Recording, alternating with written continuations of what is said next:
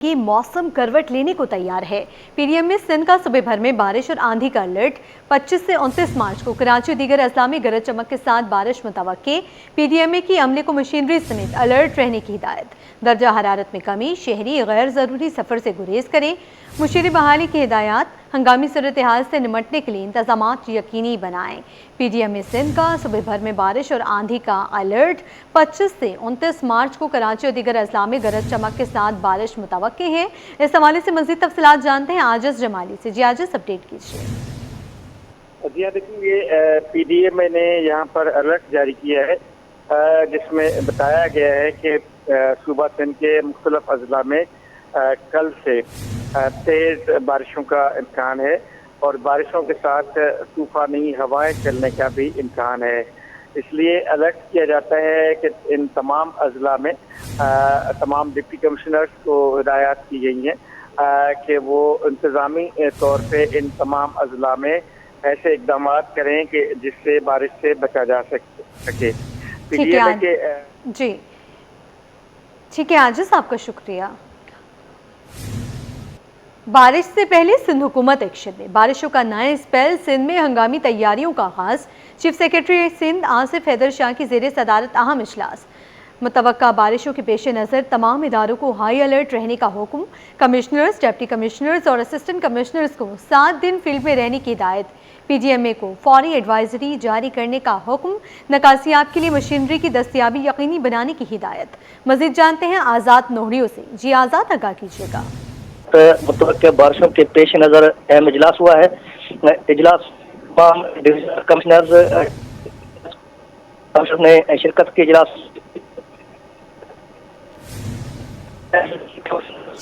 ठीक है आज़ाद, आपका शुक्रिया। नाजिमाबाद से लियाकताबाद 10 नंबर आने वाली शाहरा अंडरपास के करीब टूट फूट का शिकार। गुज़िश्ता बारिश में भी ये सड़क तालाब का मंजर पेश कर रही थी और कई गाड़ियां फंस गई थीं। महकमे मौसमियात की जानिब से दोबारा बारिश की पेशगोई के बावजूद सड़क की मुरम्मत नहीं की गई। मज़ीद तफसीलात जानते हैं अक्सा शेख से। जी अक्सा। आज ही बिल्कुल शहर कायद की मुताबिक सड़कों की तरह लियाकताबाद 10 नंबर की सड़क भी जो है टूट फूट का शिकार है। कैमरामैन अगर शाजिब दिखाएं कि यहाँ पर सड़क पे गड्ढे पड़ चुके हैं, रोड बिल्कुल खस्ता हाल हो चुका है। गाड़ियाँ जो है झूले खाती हुई यहाँ से जा रही हैं। गुज़िश्ता बारिश में भी यहाँ पर तालाब का मंजर सड़क पेश कर रही थी। मुताबिक गाड़ियाँ ऐसी हैं जो फंसी हुई थी और उसके बाद महकमा मौसमियात की जानिब से दोबारा से बारिशों की पेशगोई कर दी गई है। लेकिन उसके बावजूद हम देखते हैं कि जो इंतज़ाम होना चाहिए इंतज़ामिया की तरफ से, जो काम किया जाना चाहिए, लेकिन उस तरीके का काम हमें नज़र नहीं आ रहा। इस वक्त शहरी मेरे साथ मौजूद हैं। आप मुझे बताइएगा कि जब बारिशें यहाँ पर होती हैं, सड़कें बिल्कुल ख़राब हो जाती हैं, गाड़ियाँ फंस जाती हैं, तो क्या कहेंगे? उस वक्त जिस वक्त बारिश होती है यहाँ पे पूरा पानी भर जाता है। ख़ास तौर पे मोटरसाइकिल वाले जो आते हैं वो खड्डा नज़र नहीं आता है, जिसकी वजह से वो नीचे भी गिर जाते हैं, एक्सीडेंट भी होते हैं। लेकिन इसका कोई वो नहीं है। अब बहुत अरसे से ये सड़क ऐसी ही है, इस पर कोई केयर नहीं किया जा रहा है, कोई इसकी मरम्मत नहीं की जा रही है। बस इसका बहुत बुरा हाल है। अक्सर यहाँ पे एक्सीडेंट होने के बड़े ख़तरात हैं। क्या मुतालबा करना चाहेंगे हुकूमत से? हुकूमत से मुतालबा यही है कि कराची का जो खंडर बना दिया है इसको बेहतर करें, ख़ास तौर पर रोडों को, जिससे एक्सीडेंट हो रहा है, इंसानी जान का ख़तरा है। जी बिल्कुल, जैसे कि इन्होंने कहा कि बारिश से पहले हो जाए तो बेहतर है। आप यहीं पर ही काम करते हैं, जब बारिश होती है तो क्या हालत होती है? तो बारिश होती है, ऊपर तक पानी आता है और बकरे भी डूब जाते हैं हमारे, और लोग वहाँ गिरते बहुत हैं जगह जगह पे, और लेडीज़ भी, आदमी भी सब गिरते हैं। और देखने वाले देखते हुए चले जाते हैं, आते हैं जरा सा खबच्ची लगाते हैं, चले जाते हैं। पानी अपनी जगह ही रहता है।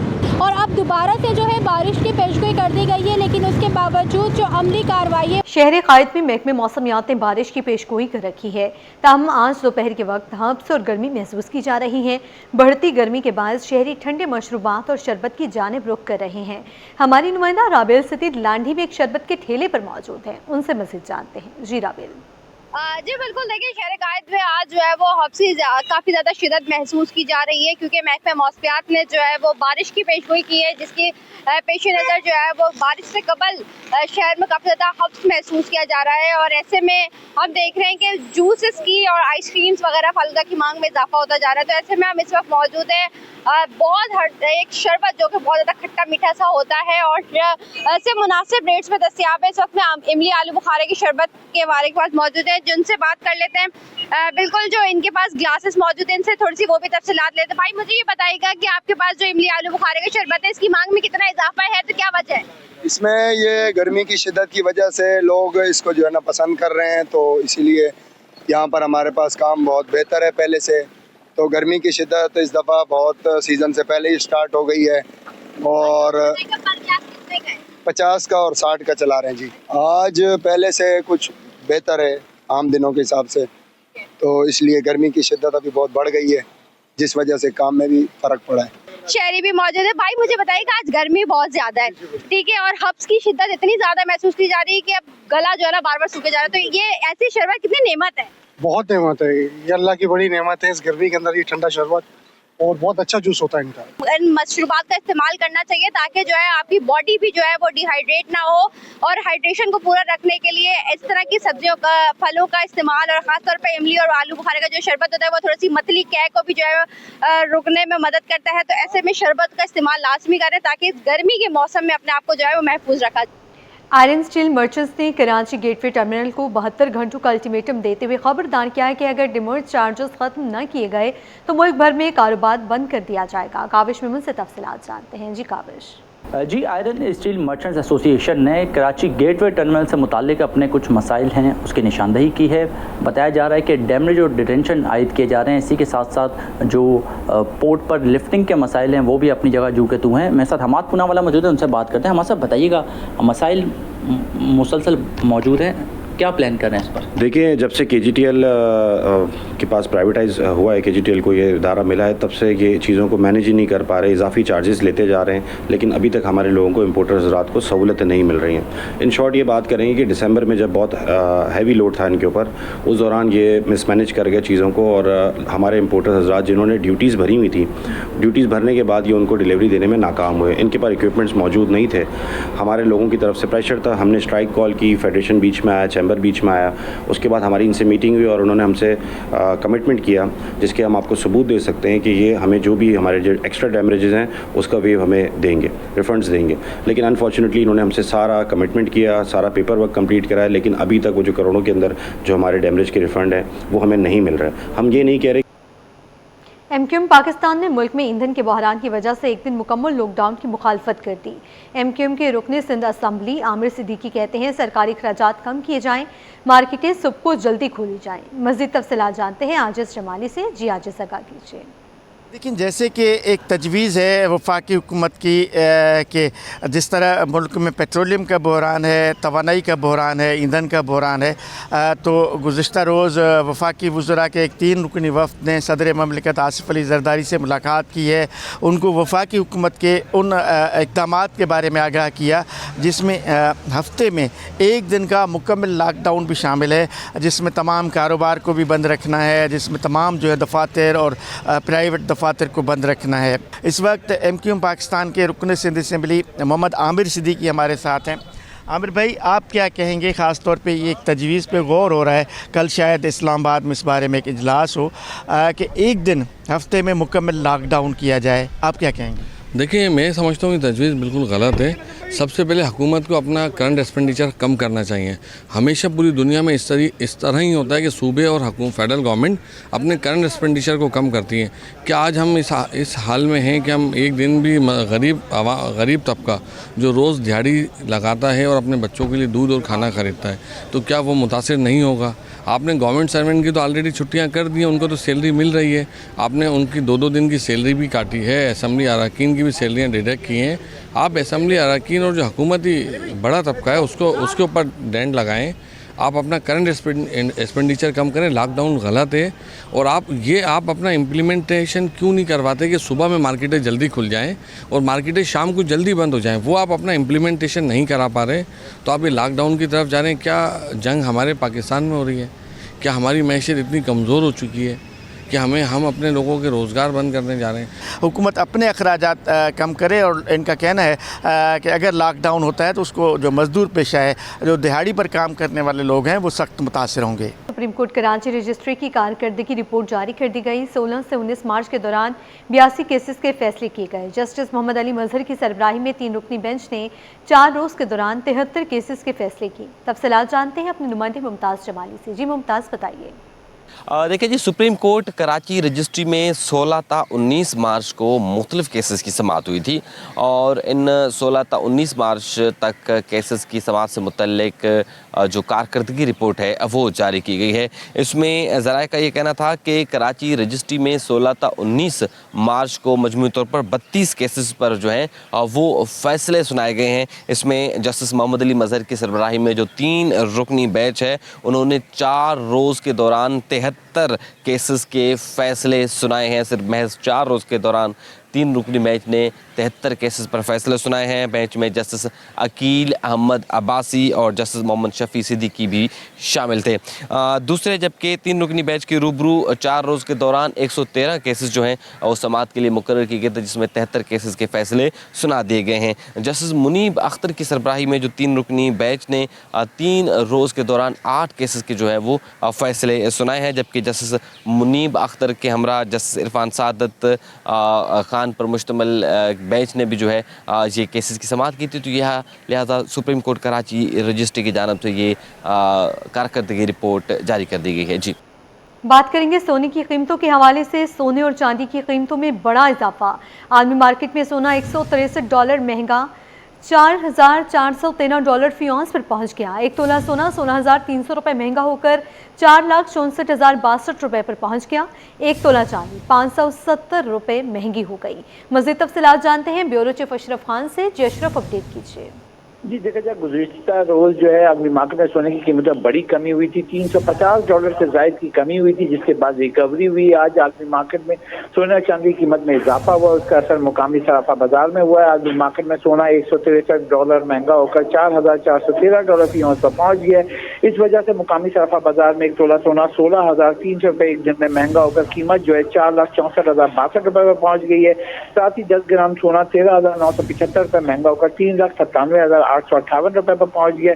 इसके साथ ही तलब पर 1 तोला चांदी 570 रुपये महंगी होकर $7,454 रुपये पर पहुंच गई। सराफा डीलर का कहना है आदमी मार्केट में जैसे रिकवरी हुई उसका असर पाकिस्तान में भी देखा जा रहा है। ठीक है अशरफ खान, आपका शुक्रिया, साथ ही रहिएगा। मुल्की मईशत के लिए अच्छी खबर। OGDC ने सिंध के ज़िला हैदराबाद में वाक़या पासाकी 13 कुएं से तेल की पैदावार का आगाज़ कर दिया है। कंपनी ने पाकिस्तान स्टॉक एक्सचेंज को ख़त लिखकर आगाह कर दिया। कुएं से यौमिया 460 बैरल तेल की पैदावार हासिल हो रही है। मज़ीद तफसीलात जानते हैं ब्यूरो चीफ अशरफ खान हमारे साथ ही मौजूद हैं। जी अशरफ, अपडेट कीजिए। जी, देखा जाए मुल्की मईशत के लिए अच्छी खबर आई है कि सिंध के जिला हैदराबाद में वाक़ पिसाकी 13 कुएं से तेल की पैदावार का आगाज़ कर दिया है। जुडिशियल ने पाकिस्तान स्टॉक एक्सचेंज को अहम मालूमात खत लिखकर आगाह कर दिया है ताकि शेयर होल्डर्स को मालूमात मिल सकें।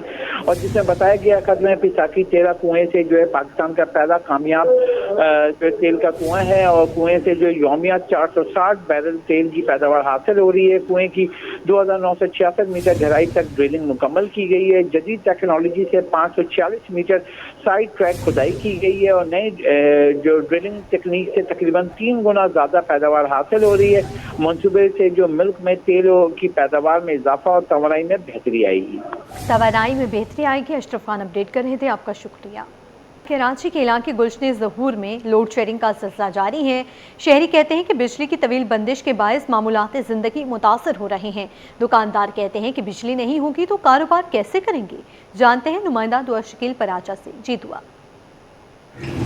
जी, जहाँ पे कराची में जो है कई सड़कें भी टूटी हुई हैं, काफ़ी ज़्यादा यहाँ पे मसाइल का सामना है। वहाँ पे बिजली की लोड शेडिंग का भी जो है शिकार है यहाँ के शहरी वगैरह, जिसकी वजह से कारोबार वगैरह जो है काफ़ी ज़्यादा अफेक्ट हो रहे हैं, असरअंदाज हो रहे हैं। इसी हवाले से मैं जो है यहाँ पे एक शहरी भी मौजूद है, दुकानदार मौजूद है और मैं इस वक्त गुलशन ज़हूर के इलाके में मौजूद हूँ, जहाँ पर गैर एलानिया लोड शेडिंग ने शहरियों को काफ़ी ज़्यादा जो है वो परेशान कर रखा है। और इनसे जानते हैं, हमारे साथ जो शहरी मौजूद हैं, मुझे बताइएगा कि कितने घंटे यहाँ पर लोड शेडिंग होती है, क्या स्केड्यूल है, क्या गैर एलानिया लोड शेडिंग होती है यहाँ पर? ये 12 घंटे होता है, कभी कभी नहीं होता है, ईद का दिन भी नहीं होता है। इस वजह से बस काम कमज़ोर है, काम बिल्कुल नहीं है, और गैस बिजली भी नहीं होता है, बंदिश वजह से नहीं आते हैं ग्राहक लोग। अच्छा, तो क्या कारोबार वगैरह जो काम करते हैं तो किस तरह से असरअंदाज होता है बिजली ना होने की वजह से? ग्राहक नहीं आते, गर्मी होते हैं, इस वजह से कोई नहीं आता है। हाँ ना, सही। तो कोई कभी कोई शिकायत वगैरह दर्ज करवाई हो, कोई उसके ऊपर अमल दरामद हुई हो, कुछ भी किया हुआ लेकिन कुछ नहीं हुआ सर। हाँ जी बिल्कुल, इस वक्त हमारे साथ जो थे दुकानदार मौजूद थे, इनका यही कहना था कि गैर एलानिया लोड शेडिंग ने इनके कारोबार को जो है बहुत ज़्यादा असरअंदाज करके रखा हुआ है, क्योंकि जाहिर है लाइट ना होने की वजह से इनके कारोबार काफ़ी ज़्यादा अफेक्ट हो रहे हैं। उसकी वजह से ग्राहक यहाँ पे नहीं आते, इनके खाने का कारोबार जो है काफ़ी ज़्यादा असरअंदाज हो रहा है। गैर एलानिया लोड शेडिंग है, 12-12 घंटे यहाँ पर जो है वो लाइट नहीं होती। यहाँ आपको अपडेट करें, चेयरमैन बिलावल भुट्टो जरदारी आसिफा भुट्टो की सेनेटर शेर रहमान से तासियत। पीपल्स पार्टी क़यादत का मारवी खुर्शीद मलिक के इंतकाल पर रंजो गम का इजहार। बिलावल भुट्टो आसिफा का सेनेटर शेर रहमान के खावन नदीम हुसैन से भी इजहार अफसोस। चेयरमैन बिलावल भुट्टो जरदारी आसिफा भुट्टो की सेनेटर शेर रहमान से तासियत। पीपल्स पार्टी क़यादत का मारवी खुर्शीद मलिक इंतकाल पर रंजे गम का इजहार। बिलावल भुट्टो आसिफा का सेनेटर शेर रहमान के खावन नदीम हुसैन से भी इजहार अफसोस। पीपीपी क़यादत ने मरहुमा के दर्जात बुलंदी के लिए दुआ की है। आपको बताएं, चेयरमैन बिलावल भुट्टो जरदारी आसिफा भुट्टो की सेनेटर शेर रहमान से तासियत। Chairman people's party Bilawal Bhutto Zardari Aseefa Bhutto ने सेनेटर शेर रहमान से तासियत की है। पीपल्स पार्टी क़यादत का मारवी खुर्शीद मलिक के इंतकाल पर रंजो गम का इजहार। बिलावल भुट्टो आसिफा का सेनेटर शेर रहमान के खावन नदीम हुसैन से भी इजहार अफसोस। मज़ीद तफसीलात जानते हैं आजिज़ जमानी से। जी आजिज़, अपडेट कीजिए। जी हाँ, देखिए, पाकिस्तान पीपल्स पार्टी के चेयरमैन बिलावल भुट्टो जरदारी अपने बहन आसिफा भुट्टो जरदारी, वज़ीर आला सिंध और दीगर रहनुमाओं के हमरा यहाँ पर पहुँचे हैं पाकिस्तान पीपल्स पार्टी की सेनेटर शेरी रहमान की रिहाइशगाह पर, और उन्होंने शेरी रहमान और उनके खावंद से उनकी बेटी मारवी खुर्शीद मलिक के इंतकाल पर ताज़ियत का इजहार किया है। बिलावल भुट्टो जरदारी ने यहाँ पे फातिहा ख्वानी की है और ताज़ियत करते हुए शेरी रहमान को कहा है कि वो इस दुख की घड़ी में आपके साथ हैं, और जाहिर है कि औलाद का जो दुख है उसको बुलाया नहीं जाता। अल्लाह पाक जो है वो लवाहिकीन को सब्र अता करे। और उन्होंने शेरी रहमान से ये भी कहा कि पाकिस्तान पीपल्स पार्टी आपके साथ है, और मारवी खुर्शीद मलिक के इंतकाल पर हम गहरे रंज और गम का इजहार करते हैं। इस मौके पे पीपल्स पार्टी के सूबाई वज़रा सईद गनी, जमील सुमरो और दीगर भी शरीक थे, और काफ़ी देर तक बिलावल भुट्टो जरदारी शेरी रहमान के घर पे रहे और वहाँ से फिर रवाना हो चुके हैं। जी ठीक है आजिज़ जमानी, आपका शुक्रिया। समुद्री माहौल को बचाने की जिद्दोजहद एक खातून का आज़म, मैंग्रोव्स के दरख्तों के तहफ़्फ़ुज़ का मिशन। कराची के साहिली इलाके से ताल्लुक़ रखने वाली अलमास ने माहौलियाती तब्दीली की ख़तरात को देखते हुए मैंग्रोव्स के दरख्तों की हिफाजत का बेड़ा उठा लिया। अपनी मदद आपके तहत नर्सरी कायम करके वो न सिर्फ पौधे लगा रही हैं बल्कि माहीगीरों के मुस्तक़बिल को भी महफूज बनाने की कोशिश कर रही हैं। मैंग्रोव्स को साहिल का मुहाफ़िज़ कहा जाता है और इसी मुहाफ़िज़ को बचाने के लिए अलमास मुसलसल मैदान में मुतहरिक हैं। अक्सा शेख की ये खुसूसी रिपोर्ट देखिए।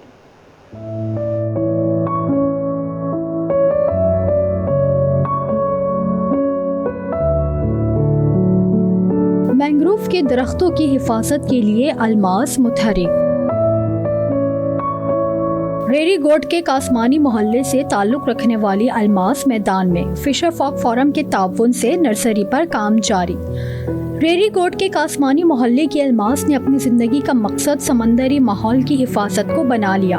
अलमास का कहना है कि मैंग्रोव साहिली इलाके की हिफाजत करते हैं, उससे माहीगीरी के बेहतर मौके मिलते हैं। मेरे माइंड में एक आइडिया आया कि क्यों ना हम नर्सरी बना दें, क्योंकि मैंग्रोव जो है, सबसे पहले फ़ायदों की बात करें तो मैंग्रोव जो है कार्बन डाइऑक्साइड जज़्ब करने में बाकी जो है दरख्त से 10 गुना ज़्यादा काम करता है। उसके अलावा जो हम देखते हैं कि जो मैंग्रोव है वो मछलियों को नर्सरी प्रोवाइड करते हैं। अलमास का कहना है कि मैंग्रोव का कटाव सिर्फ माहौल के लिए नुकसानदेह नहीं बल्कि ये माहीगीरों को भी मुतासिर करता है। जब ये दरख्त ख़त्म हो जाते हैं तो समंदरी माहौल में तब्दीली आती है। क्लाइमेट चेंज हो रहा है, उसकी वजह से जो भी पानी चढ़ रहा है ऊपर, पानी जो है नमकीन हो रहा है, तो ज़्यादातर मैंग्रोव उसकी वजह से भी डैमेज हो रहे हैं। उसके साथ साथ जो है मैंग्रोव जो बीज गिरते हैं जब वो हाई टाइड में गिरते हैं तो वो फैल कर बहुत सारी जगहों पे चले जाते हैं, वहाँ वो ख़राब हो जाते हैं। बाहिम्मत अल्मास की काविश को देखते हुए कहा जा सकता है कि लगन और जद्दोजहद के जरिए माहौलियाती तब्दीलियों को इंसानों के लिए साजगार बनाया जा सकता है। कैमरामैन इमरान अहमद के साथ अक्सर शेख, सिटी 21। इसी के साथ ही न्यूज़ स्टूडियो से फिल वक्त इतना ही। देखते रहिए सिटी 20।